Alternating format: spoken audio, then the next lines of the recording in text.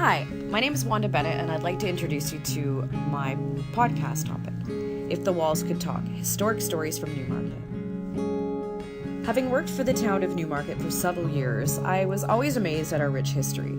We're located about 30 minutes drive north of Toronto, and I consider Newmarket a sacred place with significant roots that are steeped in Canada's history.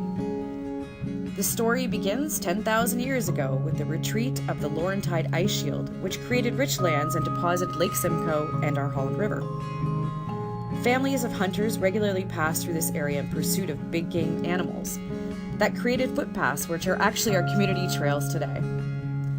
Eventually, these footpaths were transformed into muddy roads as well, and in 1794, John Graves Simcoe, our first Lieutenant Governor of Upper Canada, directed that a military road be created from York, which is Toronto, all the way up to North Bay.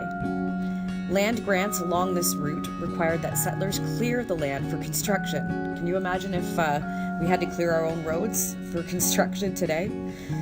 The road was actually known as Yonge Street, which provided the access that helped with transportation of our materials and agricultural goods from this thriving Newmarket, hence our name, Newmarket. There are stories of rebellion with real gunfire and a public hanging that led to our first established government when the people of Upper Canada were sick and tired of British rule and corruption within the church and state. You'll hear from Newmarket's most prominent historians about the first settlers and estate owners along Yonge Street and the stories of significant historical figures that shaped our nation. You'll hear intriguing stories of heroism, ghost stories, stories about scandals, fires, First Nations, and government boondoggles.